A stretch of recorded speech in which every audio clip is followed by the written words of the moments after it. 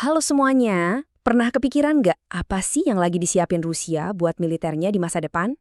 Nah, menurut sebuah laporan, tahun 2026 itu bakal jadi tahun yang, wah, krusial banget. Katanya mereka siap meluncurkan gelombang baru persenjataan super canggih yang bisa mengubah peta kekuatan dunia. Kita bakal bedah satu-satu di sini, mulai dari jet tempur siluman sampai drone bawah laut raksasa. Yuk kita mulai. Kutipan ini nih yang jadi kuncinya. Jadi, lupakan dulu perang model lama yang cuma adu banyak-banyakan tank atau tentara. Fokus Rusia sekarang geser ke senjata yang cerdas, yang otomatis, dan yang bisa kasih efek kejut di medan perang.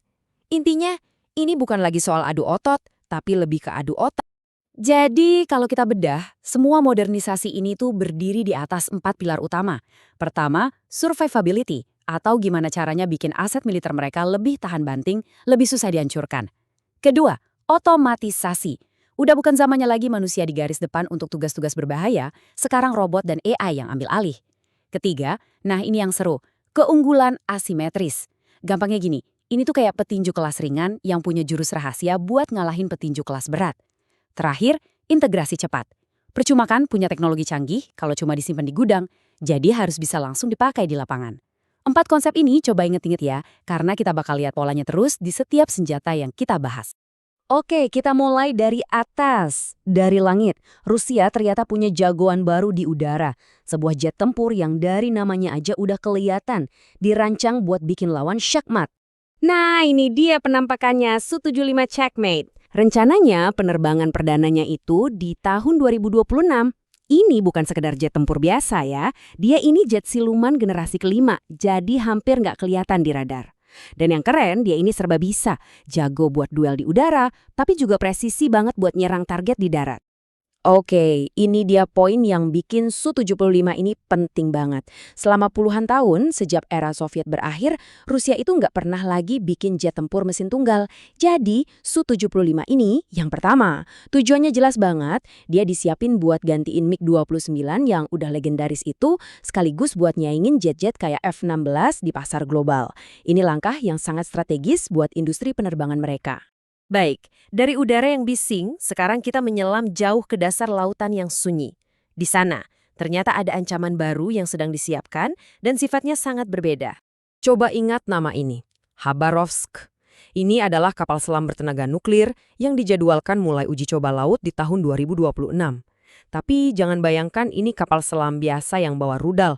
Oh bukan, fungsinya jauh lebih unik. Nah, ini dia yang bikin Khabarovsk ini beda dari yang lain. Misi utamanya bukan nembakin rudal balistik, tapi jadi semacam kapal induk di bawah laut. Iya, kamu nggak salah dengar. Tugasnya adalah membawa dan meluncurkan kargo super spesial, sebuah drone torpedo otonom raksasa bertenaga nuklir yang namanya Poseidon. Ini sebuah konsep senjata yang benar-benar di luar nalar. Kalau kita lihat desainnya, kapal ini sangat fokus pada tugasnya. Di bagian depan ada 6 garasi khusus buat si drone Poseidon. Tentu saja dia juga punya torpedo biasa buat jaga-jaga. Dan yang menarik, platformnya sendiri dikembangkan dari kapal selam kelas Borea yang udah terbukti andal. Jadi ini adalah kombinasi platform yang matang dengan muatan teknologi yang super radikal. Sekarang kita beralih ke salah satu pilar kekuatan militer modern yang paling penting, rudal jarak jauh. Baik itu buat pencegahan nuklir maupun untuk serangan konvensional yang super cepat. Kenalan sama Sarmat. Ini adalah rudal balistik antar benua kelas berat yang oleh NATO dijuluki Setan II.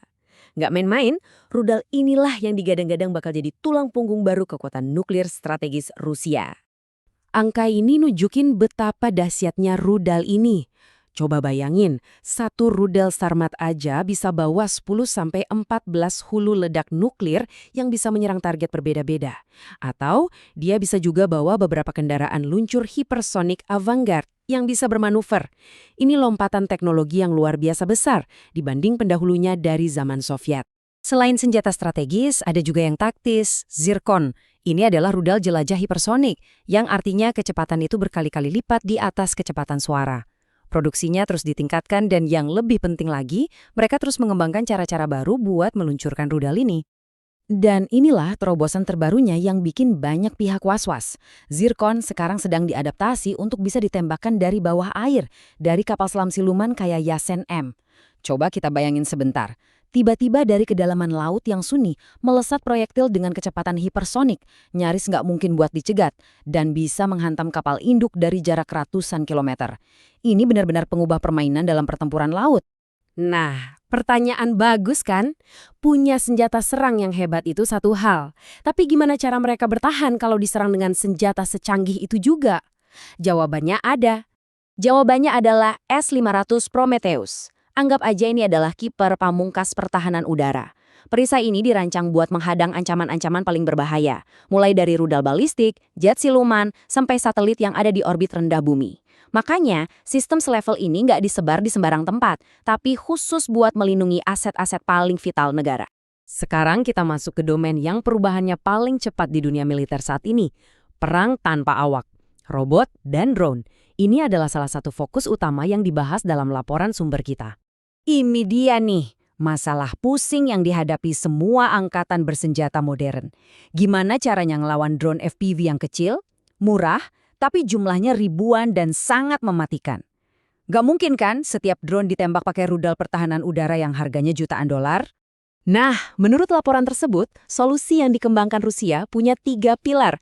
Pertama, lawan drone dengan drone. Mereka bikin drone pemburu yang khusus buat mencegat drone musuh. Kedua, pakai AI supaya proses deteksi dan pencegatan ini bisa berjalan otomatis. Dan yang paling penting, pilar ketiga, biayanya harus jauh lebih murah. Ini bukan lagi soal balapan rudal, tapi balapan efisiensi biaya dalam perang drone.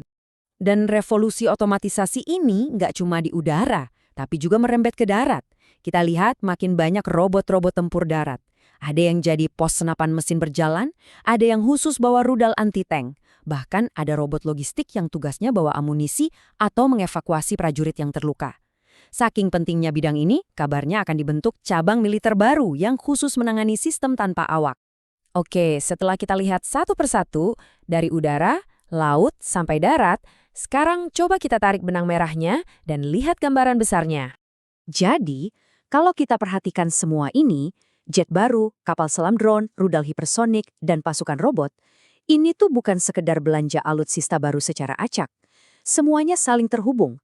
Ini adalah sebuah evolusi yang koheren, sebuah strategi besar yang direncanakan dengan matang di seluruh cabang angkatan bersenjata Rusia.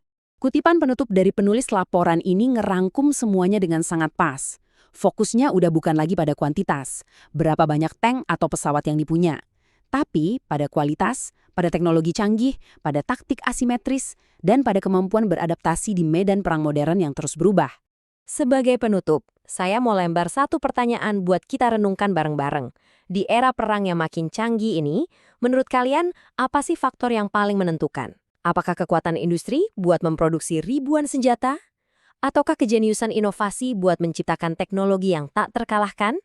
Atau jangan-jangan justru doktrin strategis, yaitu kecerdasan dalam menggunakan semua alat itu dengan cara yang paling efektif? Coba tulis pendapat kalian di kolom komentar, saya penasaran banget mau baca. Terima kasih sudah menyimak, sampai akhir.